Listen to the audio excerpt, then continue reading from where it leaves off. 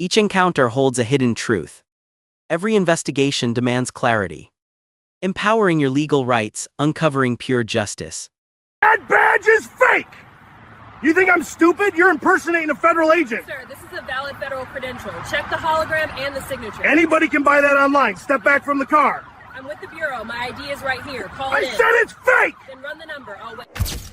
The first gunshot hadn't even echoed off the buildings when Officer Clayton Ward spun around and barked at Ariana with the same venom he'd been throwing at her for the entire stop. "Don't move," he snapped, voice dripping with that same contempt he'd shown before the chaos erupted. "I swear, if you try anything—" Another shot cracked through the air, closer this time. Ariana ducked beside her car while Ward, panicking and furious, tried to blame her, even as bullets tore down the street. "This is what happens," he shouted, trembling with equal parts fear and prejudice. "Every time! People like you always bring trouble." He had no idea that the woman he was insulting, moments before a gunman opened fire, was the one person on that street trained well enough to save his life. Before we go any further, comment where in the world you are watching from, and make sure to subscribe because tomorrow's story is one you don't want to miss. What he didn't know, not yet anyway, was that the woman sitting calmly behind the wheel wasn't just another driver heading home. And the moment he learned the truth, the entire street would feel the shift. Her name was Ariana Brooks, 36, quiet, composed, and known among her colleagues for a level of patience that could steady a room. By day, she blended into crowds like anyone else. Simple clothes, a tidy ponytail, the kind of presence that didn't scream attention. But behind that calm exterior lay 12 years of federal work, countless undercover operations, and an instinct for danger that flickered long before most people knew they were in it. On this warm Thursday evening, she wasn't chasing suspects or building case files. She was heading home after grabbing groceries, tapping her fingers lightly on the steering wheel while listening to a message from her sister. But as she slowed near a quiet intersection, she spotted flashing lights behind her, fast, aggressive, weaving toward her bumper with the kind of urgency that didn't match anything she'd done. Still, she signaled, pulled over, and waited. Officer Clayton Ward stepped out like he owned the pavement. 5 years on the force, yet he carried himself as if authority came stamped in his DNA. Ward had a reputation that trailed him like exhaust, stories whispered by residents, complaints filed, then mysteriously shelved, clips online of him raising his voice at people who had done nothing more than ask questions.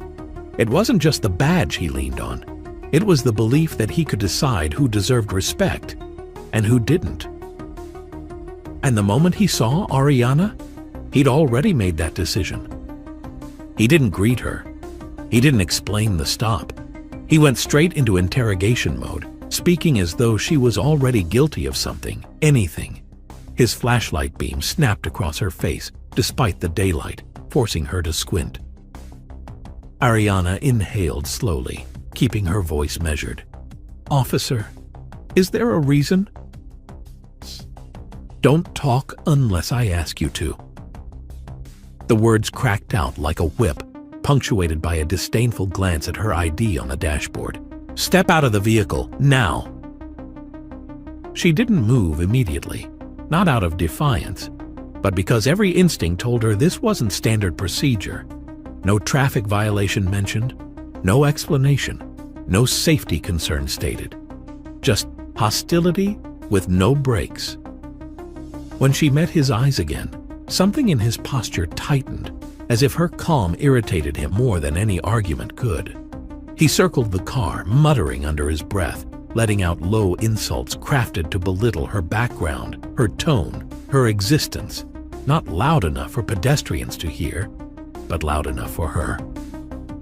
Ariana's hand hovered over her phone, not to record, but because years of training kicked in. She knew she might need documentation. She knew this was the kind of officer who escalated first, justified later. Ward rapped his knuckles hard against her window. "Out, last warning." As she opened her door and stepped into the light, Her badge, still hidden under her jacket, shifted against her side, and for a split second, she realized something the officer didn't. He was seconds away from discovering he'd chosen the wrong person to target.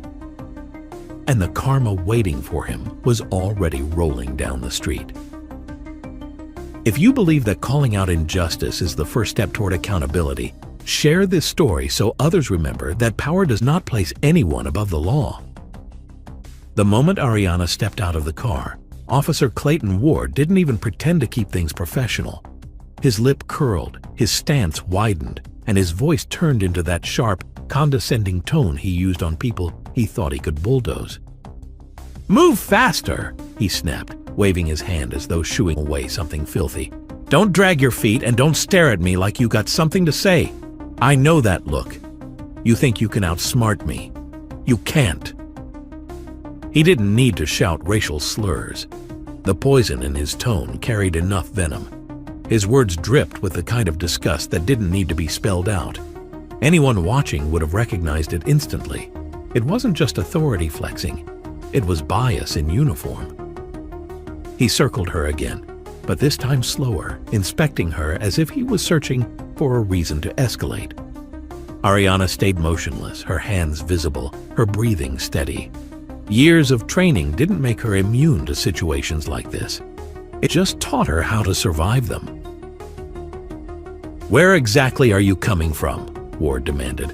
"And don't give me that innocent routine. I see through you. Always up to something, huh? Late evening, this part of town? Acting nervous?" He shook his head with a mocking laugh. "You people never learn." Ariana's eyes narrowed just slightly. Not enough to provoke, but enough to mark the comment. "Officer, I'm going to ask again. What is the reason for this stop?" That question hit him like a jab. His jaw tightened. He stepped closer until she could feel his breath. "You don't get to question me," he hissed. "I run this stop. You answer, I decide. That's how this works." His hand hovered near his holster, not grabbing it but reminding her that he could.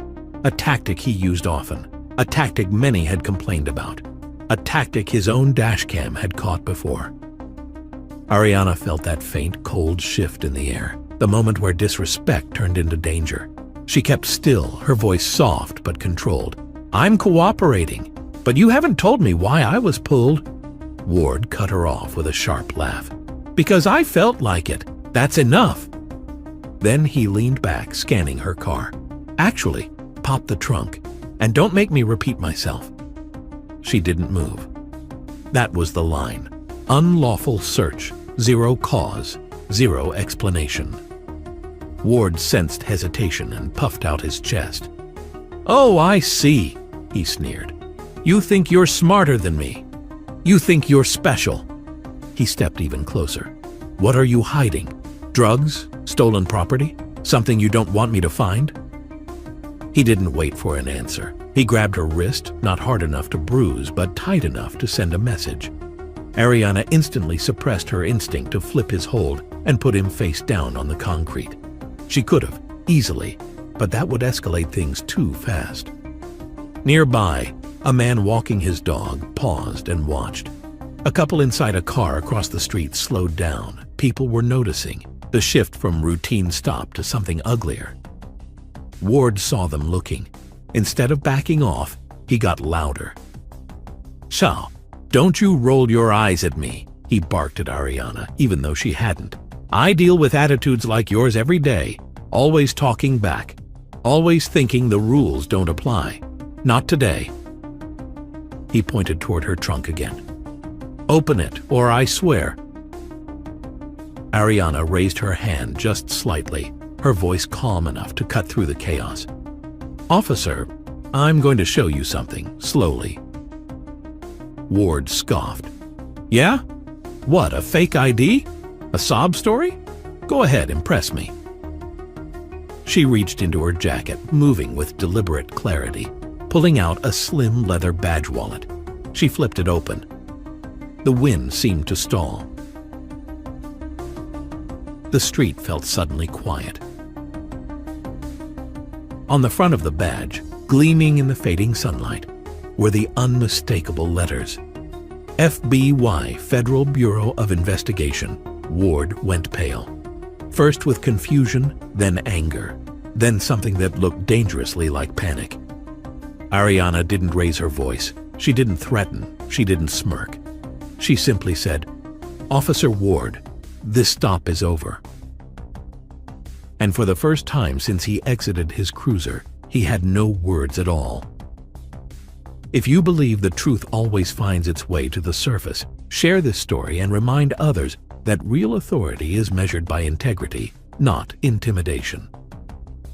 For a full 3 seconds, Officer Clayton Ward just stared at the badge, unmoving, unblinking, like the world had suddenly yanked the ground from under him. His mouth opened, then closed, then opened again, but nothing came out. The arrogant bark he'd been throwing at Ariana moments earlier evaporated into stunned silence. And then the humiliation began. He tried to recover with a shaky scoff. "Oh, so that's what this is?" he muttered, though his voice had lost that razor edge. "Pulling fancy props to scare me? Anyone can buy one of those online." The attempt at confidence sounded brittle, cracked, like it was collapsing under its own weight. Ariana didn't even look at him. She simply held her badge steady, letting the gold seal glint in the afternoon light. The small crowd forming on the sidewalk leaned in. A teenager pulled out his phone. A couple in a parked car whispered to each other. Ward noticed all of them, every pair of eyes pointing at him like spotlights, and his face reddened. He snapped back, grasping for control. "Put that away," he barked, though it came out more like a plea. "I don't know who you think you're fooling, but—" Ariana pulled out her second ID, the one with her photo, barcode, and clearance level. "This is federal identification," she said calmly. "You are detaining a federal agent without cause, and you put your hands on me." That last sentence hit him like a punch to the ribs. He swallowed hard, his jaw twitching. I was just doing my job," he stammered. "You were acting suspicious." Ariana raised an eyebrow. "By driving home? By asking why I was stopped? Or by not reacting to your insults?" A few people snickered quietly. Ward's ears went red. He spun toward the bystanders. "Everyone back up! You can't record this," he shouted, waving his arms like a man swatting flies. Several phones stayed up. A man with a bike shook his head. "Public street, buddy. You can't stop us." Ward's humiliation deepened. His authority, something he usually wore like armor, was slipping through his hands. He turned back to Ariana, trying to salvage whatever was left. "Look, you should have said who you were earlier," he muttered. "Maybe a few people didn't always act—" She cut him off, not with anger, but with a level, controlled tone that made him sound small. You people? Officer Ward, do you hear yourself?" He froze. The murmur from the crowd grew louder. A woman whispered, "He's done." Ward tried to step back into dominance, but every move he made looked less like authority and more like flailing. "This is being blown out of proportion," he insisted nervously. "I didn't know. How was I supposed to know?" By following protocol," Ariana answered. "By giving a reason for the stop. By not escalating a situation that didn't exist. And by not talking to me the way you did."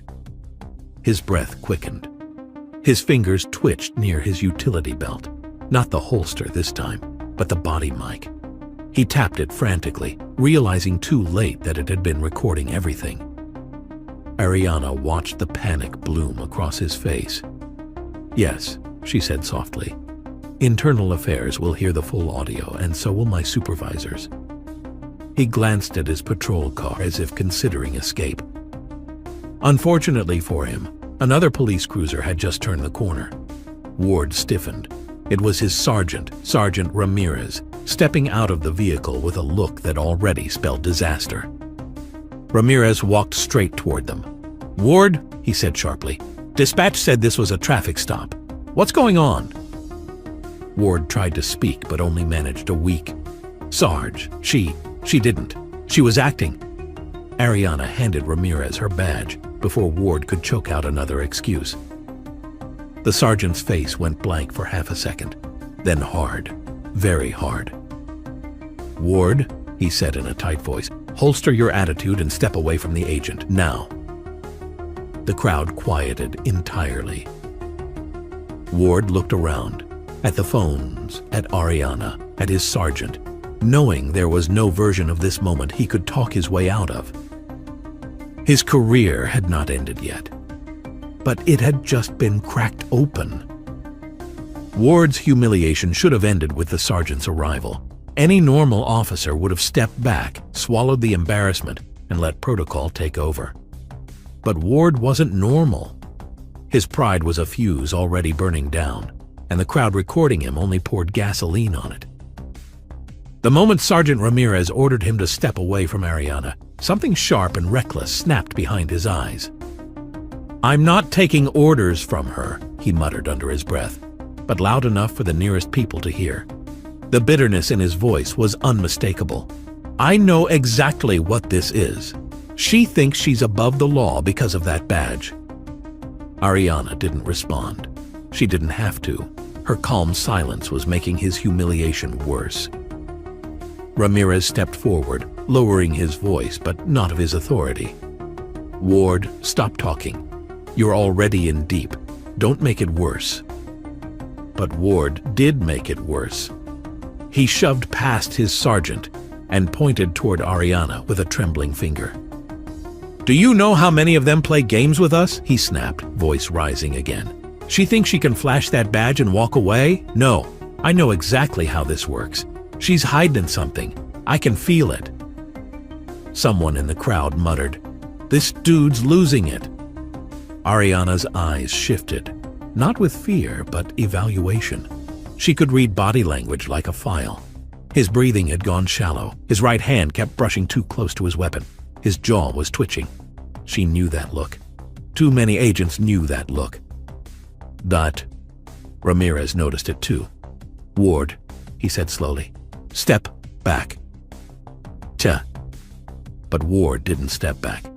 He stepped forward. He yanked at Ariana's wrist again, trying to force her to turn around. She instinctively broke his grip, clean, fast, controlled, but to the watching crowd it almost looked effortless. Ward stumbled back, red-faced, humiliated beyond saving. "You assaulted an officer!" he shouted wildly. "You think the FBI badge protects you? I'll—" He didn't finish the sentence. Across the street, a man sprinted from behind a parked SUV, gun drawn, panicked, erratic, eyes darting. Nobody recognized him. Nobody expected him. Later, investigators would learn he had a warrant, had spotted the flashing lights, and assumed the stop was meant for him. He fired the first shot upward, warning, desperate, chaotic. Chaos exploded. People screamed. Cars peeled away. The crowd scattered in seconds. But Ariana reacted before Ward or Ramirez even processed what was happening. She grabbed Ward by the collar and yanked him down behind the hood of the patrol car as a second shot cracked through the air. "Stay down!" she shouted. Ward, shaken, stared at her, completely disarmed by the fact that the woman he'd spent 10 minutes insulting had just saved his life. Ramirez returned fire strategically, taking cover. "Shoot her across the street. White sedan. Ward, radio backup. Now!" Whoa. But Ward was frozen, paralyzed by shock and humiliation. His hand shook so badly he dropped his own radio. Ariana slid beside him, pulled her firearm with smooth precision, and signaled Ramirez. "I've got left flank," she said. She moved with calm, trained purpose. Nothing like the stereotype Ward had tried to pin on her. She maneuvered around the cruiser, returning 2 controlled shots that pinned the suspect behind a mailbox.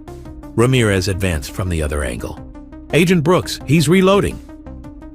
Ariana moved before he finished the sentence, sprinting low, sliding behind a parked truck. Ward watched from behind the patrol car, utterly stunned.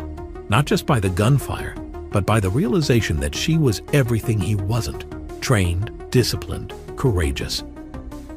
Ariana stepped out, aimed, and fired one perfect shot into the pavement inches from the suspect's hand. The startled gunman dropped his weapon instantly and fell to his knees with his hands up. "Don't move!" she ordered, voice cold but steady. Backup units swarmed the block moments later, cuffing the suspect and securing the scene. Ramirez exhaled hard, shaking his head. "Agent Brooks, that was flawless." Ariana holstered her weapon. "Just doing my job, Sergeant."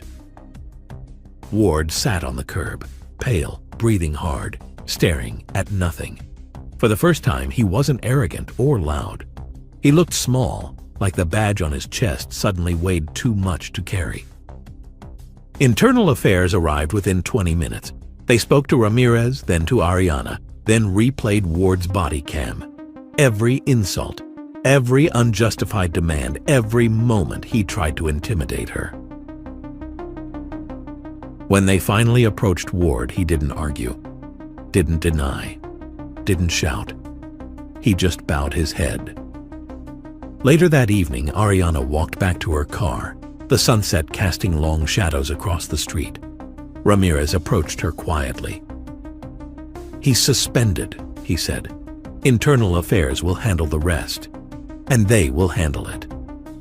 "None." Ariana nodded. "That's the system working." She got into her car, closed the door, and exhaled.